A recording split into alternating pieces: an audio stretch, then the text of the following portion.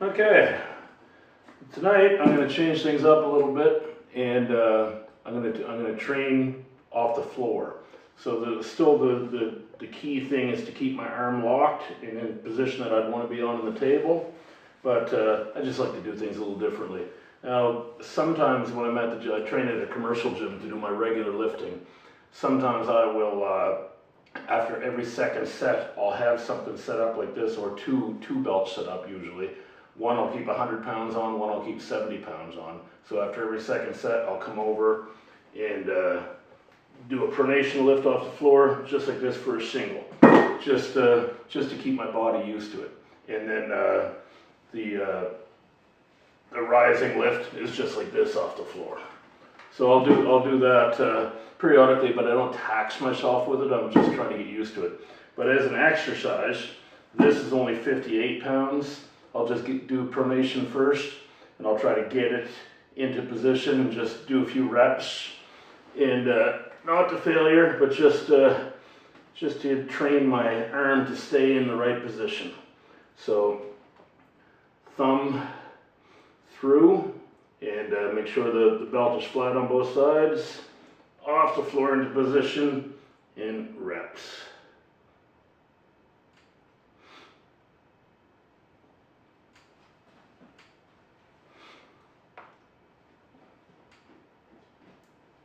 That feels pretty good.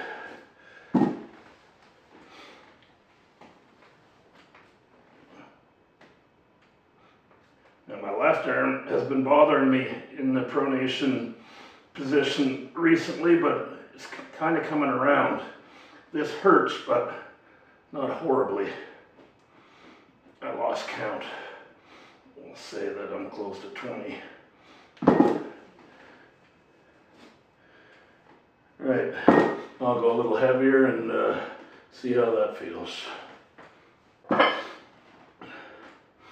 Okay, so I've jumped up to 78 pounds now. Is it 78? 33 plus 25 is 58, plus 20 is 78. So there you go, 78 pounds. This will be an easy lift, but the reps could become a little difficult.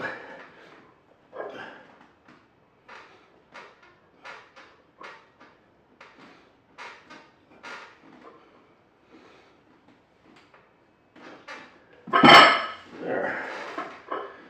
We're in the third or fourth rep. It's starting to try to open my arm up. But that's a good simulation of an arm wrestling match.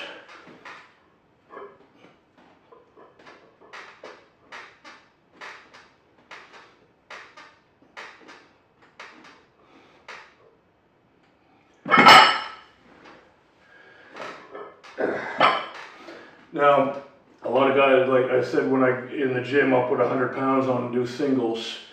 I believe the record for a single in this lift, and it's not a single, it's not a rep, it's just like this. This is the lift.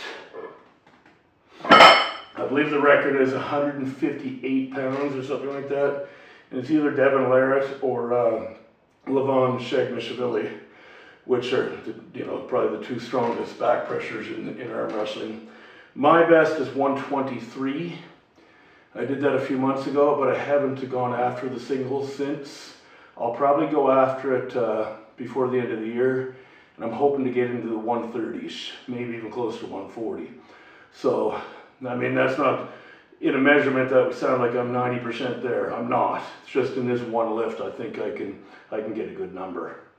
But it doesn't really mean anything, because in the middle of a match, the referee doesn't say, what's your max pronation lift, and give you an unfair advantage.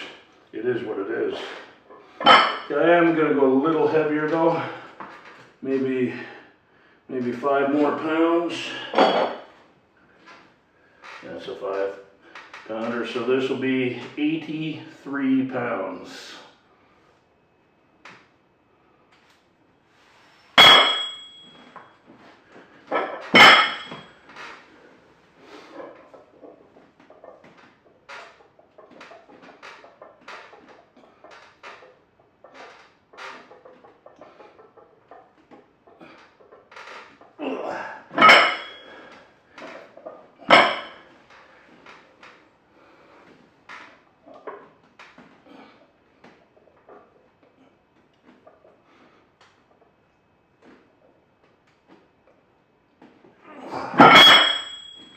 absolute failure on that arm.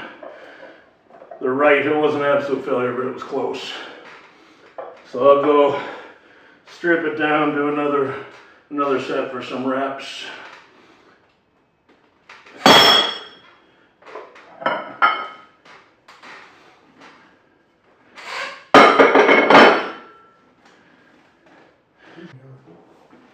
Okay, I'll do one last set here and try to get between 12 and 15 reps with this. It's 68 pounds.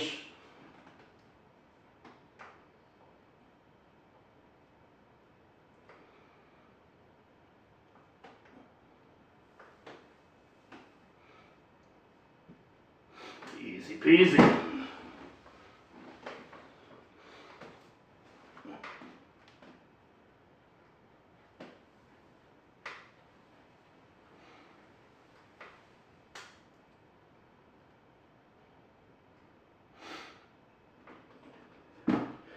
Now on these, what they say you're targeting on pronation is this muscle right here.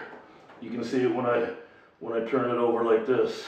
It's a muscle that I didn't have until I started doing arm wrestling.